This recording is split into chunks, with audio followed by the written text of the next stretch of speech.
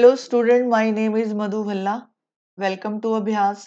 आज का जो टॉपिक है वो एवेपोरेशन के ऊपर है कि एवेपोरेशन कैसे होता है, एवेपोरेशन कैसे स्लो होता है, कैसे फास्ट होता है, कौन से फैक्टर जो है काउंट होते हैं एवेपोरेशन के लिए। इसके रिगार्डिंग सारे क्वेश्चन जो है मैं इसमें डिस्कस करूंगी।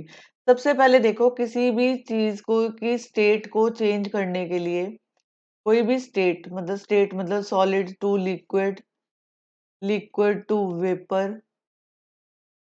ठीक है, सॉलिड टू लिक्विड और वेपर, इसको जो है एनर्जी की जरूरत होती है। जहाँ इसमें जो है टेम्परेचर और प्रेशर का बहुत, टेम्परेचर और प्रेशर इसका होल्ड होता है, जहाँ हीट और प्रेशर चाहिए होता है किसी भी स्टेट को चेंज करने के लिए। अब जो एवेपोरेशन प्रोसेस है, एवेपोरेशन प्रोसेस जो है,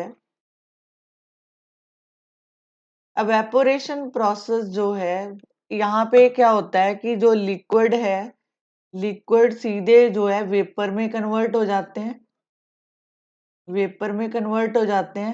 मतलब इसमें जो है बॉयल, मतलब विदाउट रीचिंग जो है द बॉइलिंग पॉइंट, मतलब यहाँ पे बॉइलिंग पॉइंट नहीं होता। जैसे अब समर चल रहा है, तो समर में क्या है, समर में जो है हाई टेम्परेचर है, हाई टेम्परेचर है, और यहाँ पे हाई टेम्परेचर होने की वजह से एवेपोरेशन जो है वो काफी फास्ट होती है, एवेपोरेशन काफी फास्ट होती है।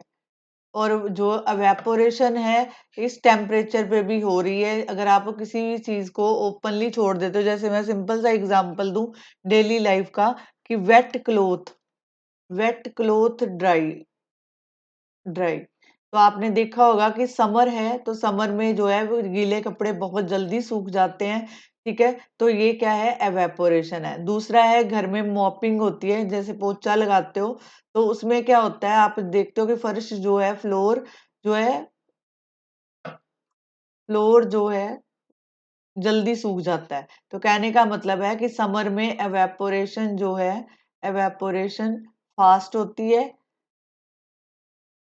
बिकॉज ऑफ कि वाटर वेपर जो है लेस होते हैं, मतलब ना मात्र होते हैं, मतलब वाटर वेपर प्रेजेंट नहीं होते, ठीक है। वाटर वेपर जो है लेस होते हैं, कह सकते हो। तो वेपोरेशन, क्योंकि टेम्परेचर काफी हाई होता है जिस वजह से वेपोरेशन जो है फास्ट होती है। लेकिन अगर मैं बात करूं विंटर की, अगर मैं बात करती हूँ विंटर की, तो विंटर में एवेपोरेशन जो है, एवेपोरेशन स्लो हो जाती है, एवेपोरेशन स्लो हो जाती है बिकॉज ऑफ क्योंकि एयर में जो है वाटर वेपर प्रेजेंट होते हैं, वाटर वेपर प्रेजेंट होते हैं, ओके, वाटर वेपर प्रेजेंट होते हैं। अब अगर मैं देखूं तो यहाँ पे जो विंटर है, विंटर में वेपोरेशन स्लो होती है बट होती रहती है, मतलब कम होती है, ठीक है, एज कंपेरेटिव टू समर, ठीक है। लेकिन का रीजन क्या है कि वाटर वेपर जो है प्रेजेंट होते हैं हवा में, लेकिन जो समर की एयर है वो ड्राई एयर होती है, उसमें वाटर वेपर नहीं होते, वो ड्राई एयर। तो उस वजह से यहाँ पे एवेपोरेशन जो है काफी फास्ट होता है। कहने का मतलब है कि जो पार्टिकल ऑफ मैटर्स हैं, ध्यान से समझना इस टॉपिक को, particle of matter, particle of matter जो है हर टाइम जो है मूव कर रहे हैं, ऑलवेज मूविंग, मतलब मूव करते जा रहे हैं, पार्टिकल ऑफ मैटर मूव कर रहे हैं, मतलब वो रेस्ट में नहीं है, कभी भी रेस्ट में नहीं होते, ठीक है। दूसरा ये है कि जो at given temperature, at given temperature, इस टेम्परेचर में, जो आपको टेम्परेचर पता है, at given temperature gas, liquid, liquid and solid, solid, ये तीन डिफरेंट पार्टिकल्स हैं। तो इनमें जो है काइनेटिक एनर्जी जो है, डिफरेंट काइनेटिक एनर्जी है, क्या है, डिफरेंट काइनेटिक एनर्जी है, ठीक है। अब देखो, जो सॉलिड है उसकी अलग काइनेटिक एनर्जी है, लिक्विड है अलग काइनेटिक एनर्जी है, और गैस है अलग काइनेटिक एनर्जी है। फॉर एग्जांपल बताती हूँ काइनेटिक एनर्जी का मतलब। जो हम मान लो लिक्विड, लिक्विड मतलब मैंने पानी लिया, ठीक है, और एक में मैं वाटर को बॉईल कर रही हूँ, मान लो एक यूटेंसिल लिया, उसमें जो है पानी डाल के मैंने उसको बॉईल करना शुरू किया। अब देखो जो नॉर्मल वाटर है, ये नॉर्मल वाटर है जिसको आप हीट नहीं दे रहे, तो नॉर्मल वाटर की काइनेटिक एनर्जी जो है डिफरेंट होएगी। लेकिन ये पानी जो है बॉईल कर रहा है, तो बॉइलिंग वाटर की जो काइनेटिक एनर्जी है वो डिफरेंट होएगी। काइनेटिक एनर्जी, बॉइलिंग वाटर की काइनेटिक एनर्जी जो है डिफरेंट होएगी। तो कहने का मतलब है कि हर एक पार्टिकल की अपनी एक एनर्जी है। दूसरा है यहाँ पे कि ये जो फिनोमिना है एवेपोरेशन, सबसे पहले तो आपको पता होना चाहिए कि जो एवेपोरेशन है, एवेपोरेशन एवेपोरेशन को बोला जाता है सरफेस फिनोमिना। सरफेस फिनोमिना,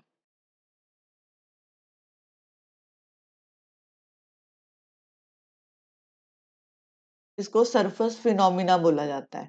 ठीक है, इसमें होता क्या है, एवेपोरेशन की अगर डेफिनेशन लिखा जाए तो हम लिखेंगे कि ये वो फिनोमिना है जिसमें लिक्विड चेंज ऑफ लिक्विड इसमें change of liquid into vapour at any temperature, vapor at any temperature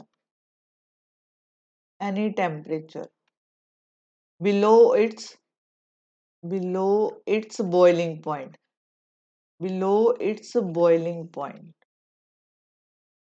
point is called evaporation।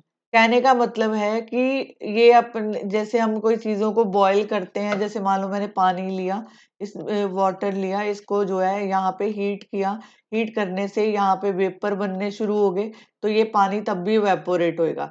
लेकिन एवेपोरेशन में ऐसा नहीं होता। एवेपोरेशन जो अभी जैसे समर चल रहा है, तो यू विल नोटिस दैट कि एवेपोरेशन जो है काफी फास्ट हो रही है। एवेपोरेशन एवेपोरेशन जो है फास्ट होती है। ठीक है, और ये जो है जैसे मान लो आपने क्या किया, जैसे सिंपल सा एग्जांपल देती हूँ, जैसे मान लो मैंने एक कप लिया और एक मैंने प्लेट ली। ठीक है, अब देखो यहाँ पे मैंने इसमें जो है चाय डाली और इसमें भी मैंने चाय डाली। अब देखो हमने बोला कि इवेपोरेशन जो है एक सरफेस फिनोमिना है। अब देखो इसका सरफेस कम है, तो ये चाय जो है, मेरे को दो बताओ कि इसमें ठंडी जल्दी होगी या इसमें होगी, सॉसर में। तो कहने का मतलब ये है कि यहाँ पे जो है कप का सरफेस एरिया कम है और ये सॉसर का जो है सरफेस एरिया ज्यादा है, तो इवेपोरेशन फास्ट यहाँ पे होगी, यहाँ पे स्लो होगी। होगी तो सही, लेकिन पर यहाँ पे कम होएगी और ये पानी जो है ठंडा होने में टाइम लेगा, लेकिन ये जो पानी है वो जो टी है वो जल्दी ठंडा हो गया, मतलब ये कूल हो जाएगा। तो कहने का मतलब है कि एवेपोरेशन को इसलिए सरफेस फिनोमिना बोला जाता है, जितना सरफेस एरिया ज्यादा होगा उतना जो है एवेपोरेशन फास्ट होएगी। मतलब लार्ज सरफेस एरिया, तो एवेपोरेशन जो है फास्ट होगी, एवेपोरेशन फास्ट होएगी। और लेस सरफेस एरिया, तो एवेपोरेशन जो है स्लो होगी, एवेपोरेशन स्लो होगी। ठीक है, ये था कि एवेपोरेशन को सरफेस फिनोमिना क्यों कहा जाता है। अब कौन से ऐसे फैक्टर हैं फैक्टर अफेक्टिंग एवेपोरेशन, कौन से फैक्टर हैं जो एवेपोरेशन को इम्पैक्ट देते हैं। एवेपोरेशन, जैसे मैंने अभी एग्जांपल दिया, फर्स्ट वन है कि an increase the surface area.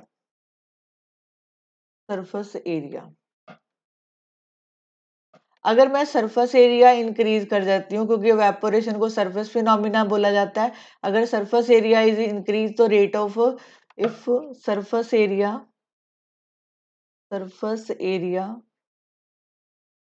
Is increase, तो evaporation is also evaporation is increase। For example समझना, मान लो कि मैंने आपको बोला कि आप कपड़े सूखने डालो, तो आपने क्या किया, कपड़ों को निकाला और सीधा जो है तार के ऊपर, जैसे मैंने तो ये सीधे ऐसे डाल दिए। लेकिन अगर मैं दूसरी तरफ आपको बोलूं कि इसको जो है छांट के डालो, मतलब उसको जो है झटक दो ताकि उसका सरफेस एरिया बड़ा हो जाए। मतलब मान लो आपने, मेरा कहने का मतलब है, मान लो आपने कपड़े डाले तो ऐसे ऐसे डाल दिए, ठीक है, ऐसे एक, मतलब बिल्कुल ऐसे, तो उठाए और डाल दिए, लेकिन आपने उसको झटका नहीं, जो झटकने से उसका सरफेस एरिया बढ़ जाता है। तो अब अगर आपने कपड़ों को पूरा प्रॉपर वे से डालना ऐसे करके, तो अब देखो यहाँ पे सरफेस एरिया कम है, यहाँ पे वेपोरेशन कम होगी, लेकिन यहाँ सरफेस एरिया ज्यादा है, तो यहाँ पे जो है वेपोरेशन फास्ट होएगी। सेकंड वन एग्जांपल ले सकते हो आप मॉपिंग का।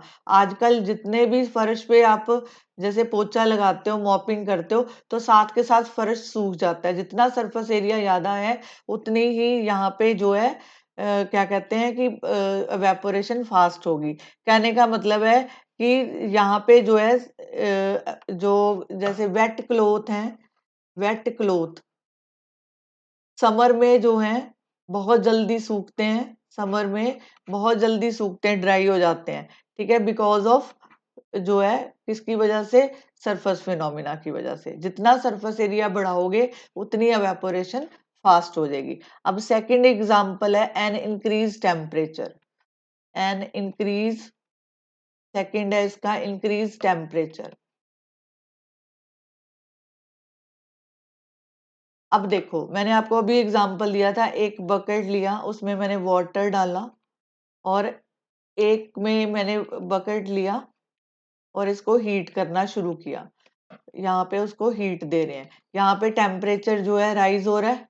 टेम्परेचर राइज होगा तो ये एवेपोरेशन जो है बहुत फास्ट होएगी, ये पानी जो है इसमें से सूख जाएगा। जैसे सिंपल सा एग्जांपल है, कई बार क्या होता है, हम जो है घर में चाय बनाने के लिए पानी रखते हैं, तो कई बार हम भूल जाते हैं, तो भूल जाने से ये पानी जो है सारा एवेपोरेट हो जाता है। तो कहने का मतलब है जितना टेम्परेचर राइज करेगा, जितना टेम्परेचर राइज करेगा, अवेपोरेशन उतनी ही फास्ट होगी, अवेपोरेशन उतनी ही फास्ट होगी। जैसे सिंपल सा एग्जांपल है, आजकल समर चल रहा है, तो समर में क्या है, टेम्परेचर काफी राइज है, टेम्परेचर जो है राइज कर रहा है, तो टेम्परेचर राइज करने से एवेपोरेशन जो है फास्ट होगी, एवेपोरेशन जो है फास्ट है। तो आपने देखा होगा कोई भी चीज आप धूप में रखते हो तो वो फटाफट सूख जाती है। तो रीजन क्या है कि जितना टेम्परेचर इंक्रीज करेंगे, एवेपोरेशन जो है उतनी ही फास्ट होएगी, क्योंकि टेम्परेचर राइज करने से जो काइनेटिक एनर्जी है, particle get enough kinetic energy to go into vapour state.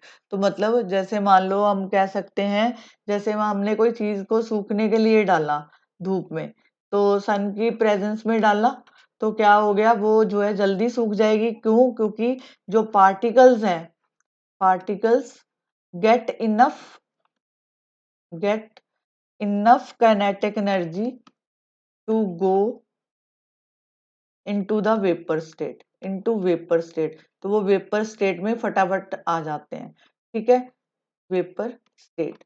ये था सेकंड की, जितना टेम्परेचर राइज करेगा उस बिहाफ पे वो जो है जल्दी एवेपोरेशन होएगी। थर्ड फिनोमिना है and decrease in humidity, A decrease, decrease in humidity.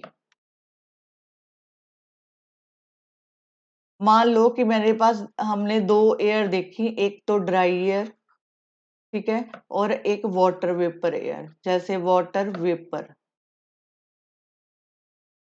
Water vapour air, air, ये मैं विंटर की बात कर रही हूँ, क्योंकि विंटर में वाटर वेपर जो है हवा में ज्यादा होते हैं, लेकिन जो समर है, समर में जो है ड्राई एयर होती है, तो वाटर वेपर जो है प्रेजेंट नहीं होते हैं। लेकिन जो विंटर है, विंटर में वाटर वेपर जो है एयर में प्रेजेंट रहते हैं। तो जिस वजह से, मान लो मैंने आपको बोला कि आप जो है आपको बताओ कि समर में कपड़े जल्दी सूखेंगे आपके, क्लोथ, क्लोथ जल्दी सूखेंगे कि विंटर में सूखेंगे? तो आप कहोगे समर में। समर में क्यों? क्योंकि ड्राई एयर होती है, वाटर वेपर जितने कम होएंगे उतनी एवेपोरेशन जो है फास्ट होएगी, और जितने वाटर वेपर ज्यादा होएंगे वहां पे एवेपोरेशन जो है डिक्रीज हो जाती है। तो सेम वे ह्यूमिडिटी, ह्यूमिडिटी का क्या मतलब है कि ह्यूमिडिटी ह्यूमिडिटी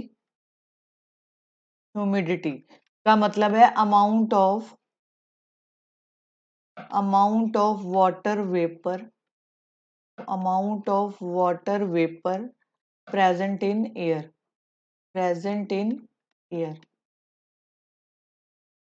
ठीक है, तो इसमें क्या होता है कि यहाँ पे जैसे हम कहें कि वाटर वेपर जो है, amount of water in air in already high, तो rate of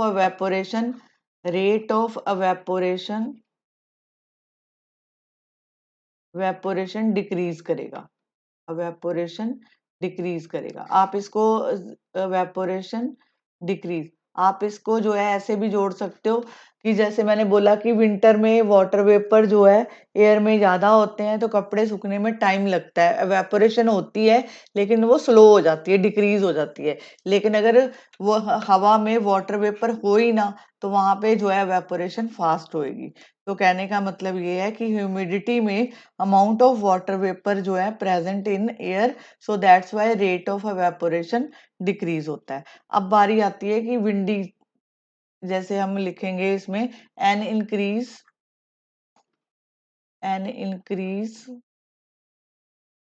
in wind speed,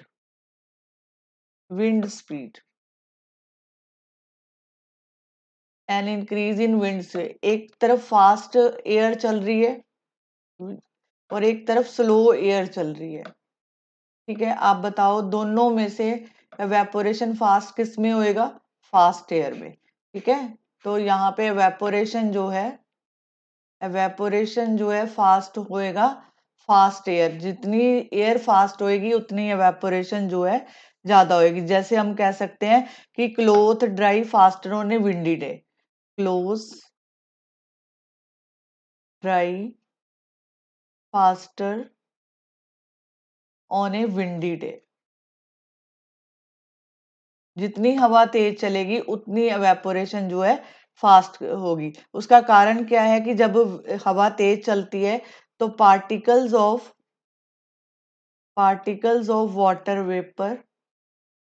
water vapour move away move away with the wind with the wind. तो जिस वजह से जो है यहाँ पे decreasing the amount of water vapour in A surrounding, तो वहां पे जितनी तेज हवा चलेगी उतनी चीजें जो है फास्ट एवेपोरेशन जो है करेंगी। कहने का मतलब ये है कि इस केस में क्लोथ जो है जल्दी सूखते हैं विंडी एयर में। ठीक है, ये तो कुछ थे फैक्टर कि जहाँ पे आपको याद रखना है कि कौन कौन से फैक्टर। पहले तो है कि इसमें जो फर्स्ट फैक्टर हमें ये कहता है कि सरफेस एरिया इंक्रीज कर दो।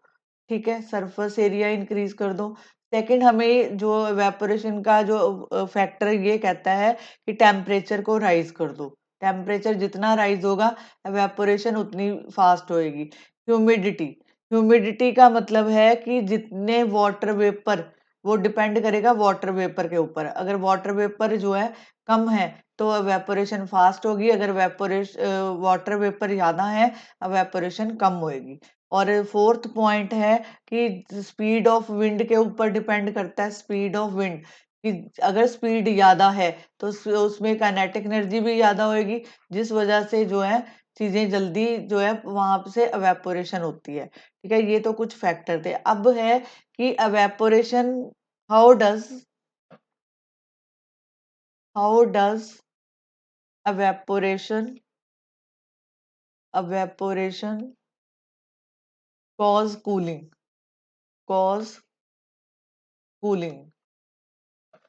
ये इम्पोर्टेंट है, आपको ये रीजन इसका देना आना चाहिए।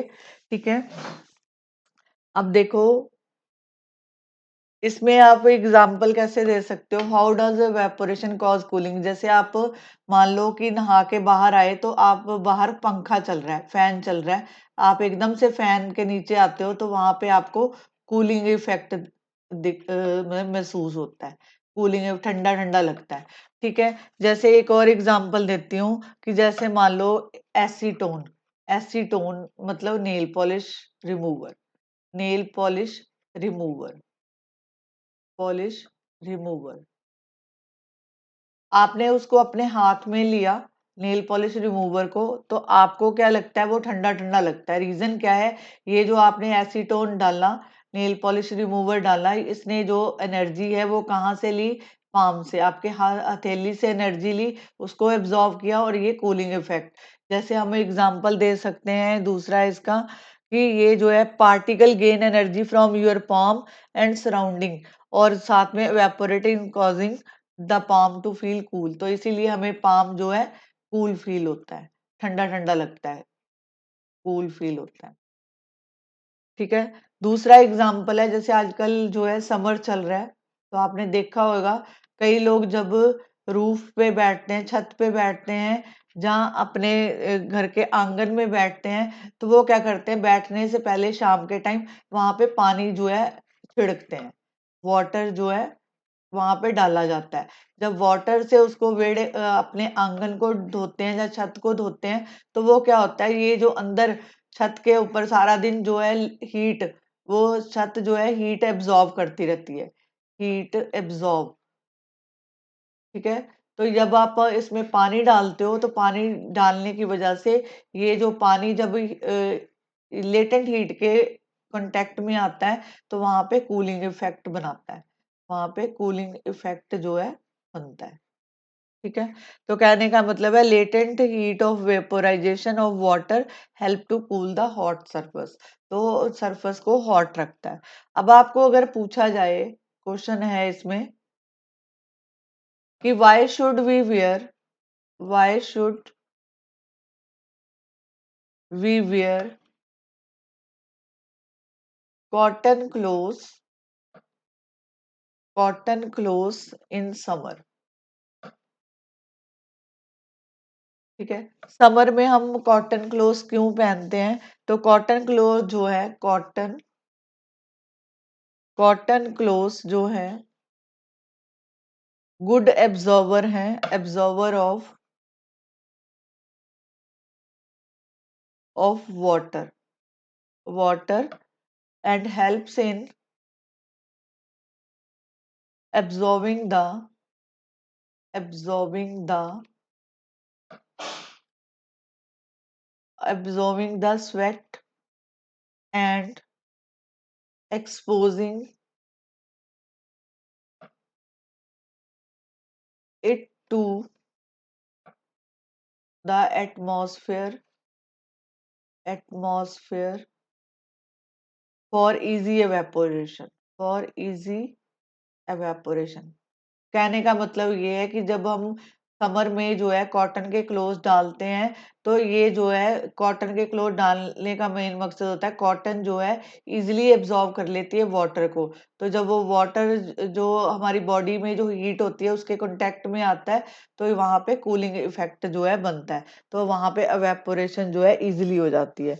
दूसरा ये है कि जैसे मान लो कि आपने देखा, आप जो है फ्रिज से ठंडी वाटर की बोतल निकाली, तो यू विल नोटिस दैट जैसे ही आप उसको रूम टेम्परेचर पे रखते हो, तो यहाँ पे आपको पानी के कुछ वाटर ड्रॉपलेट्स जो है दिखाई देते हैं, वाटर ड्रॉपलेट, बोतल में के बाहर जो है वाटर ड्रॉपलेट दिखाई देते हैं। उसका कारण क्या है, कि ये जो वाटर जो है टम्बलर के बाहर जो आते हैं, तो water vapour present in air, जो एयर, जो बाहर एयर है, तो वो जो एयर है इन वाटर वेपर के कांटेक्ट में आती है, तो ये क्या करती है, ग्लास को, कोल्ड ग्लास वाटर, तो ये लूज कर देती है energy, lose energy and gate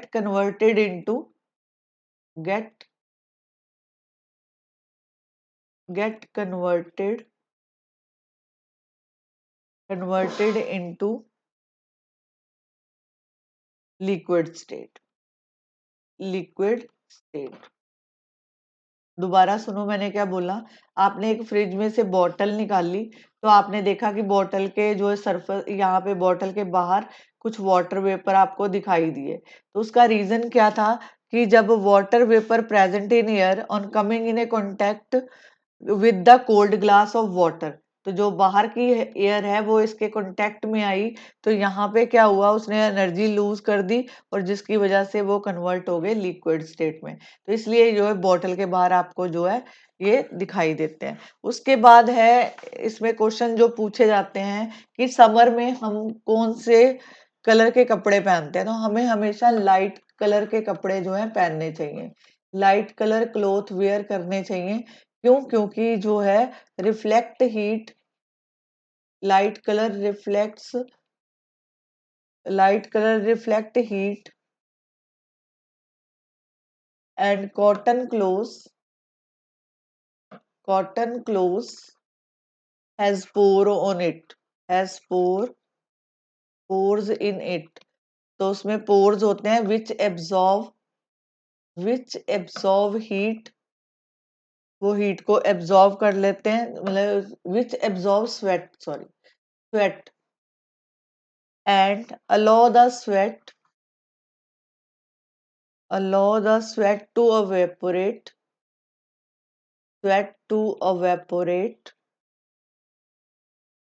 evaporate faster and cooling effect giving cooling effect।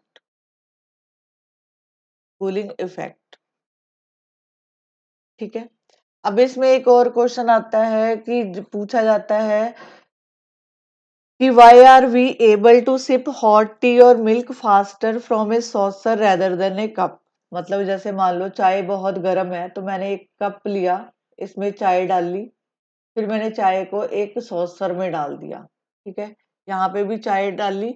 अब ये बताओ कि चाय किसमें ज्यादा ठंडी होगी, ठीक है, तो यहाँ पे क्या है, यहाँ पे जल्दी ठंडी होगी एज कंपेरेटिव टू इस कप के, बिकॉज ऑफ रीजन की सरफेस एरिया जो है इसका कम है, इसका सरफेस एरिया ज्यादा है, जितना सरफेस एरिया बढ़ाओगे उतनी जल्दी जो है कूलिंग इफेक्ट आता है, ठीक है। तो यहाँ पे जो है जितना सरफेस एरिया बढ़ा तो वहां पे रेट ऑफ एवेपोरेशन फास्टर होगी with the increase of surface area, ठीक है। तो इसलिए जो है इसमें जल्दी जो है चीजें ठंडी होती है, are able to sip hot tea और milk faster than saucer rather than a cup. ये वाली एग्जांपल भी आपको समझ आ गई होगी। और इसमें एक और है कि यहाँ पे कि जैसे आपने देखा होगा कई लोग घर में जो है घड़ा रखते हैं, अर्थन पॉट, गर्मियों में जो है घर में घड़ा रखा जाता है, तो घड़े का जो मेन पर्पस है,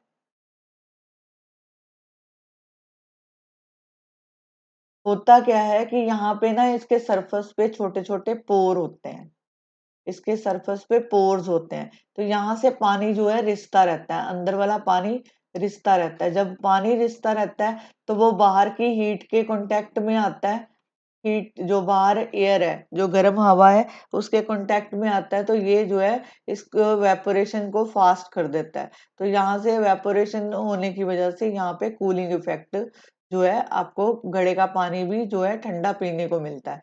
तो कहने का मतलब इसके रीजन क्या है कि आप कह सकते हो कि इसमें छोटे छोटे पोर्स होते हैं, तो वो क्या करते हैं जब वो सरफेस पे आते हैं तो वो कांटेक्ट करते हैं एयर के साथ, मतलब जो एयर के टच में आते हैं तो वहां पे कूलिंग इफेक्ट आता है। एक और एग्जांपल देती हूँ, जैसे आप जो है ट्री के नीचे खड़े होते हो तो आपको जो है कूलिंग इफेक्ट दिखता है, कूलिंग इफेक्ट जो है महसूस होता है कि आपको ठंडी हवा मिल रही है। उसका कारण क्या होता है, जब बाहर टेम्परेचर ज्यादा होता है तो जो लीव होते हैं उस केस में वहां पे जो उसके ऊपर छोटे छोटे पोर्स होते हैं, तो वो क्या करते हैं वहां पे पानी को रिलीज करते हैं, वाटर रिलीज करते हैं। ये जो वाटर है, वाटर जब कांटेक्ट आता है हीट हीट के साथ कांटेक्ट करता है तो यहाँ पे कूलिंग इफेक्ट जो है महसूस होता है।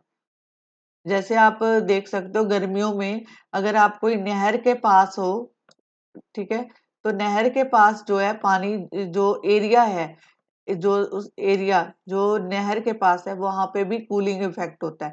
कारण क्या है, जब ये वाटर जो है हॉट एयर के कांटेक्ट में आता है तो वहां पे जो है एवेपोरेशन की वजह से यहाँ पे जो है कूलिंग इफेक्ट होता है। तो कहने का मतलब है कि मेन कारण क्या है, एवेपोरेशन।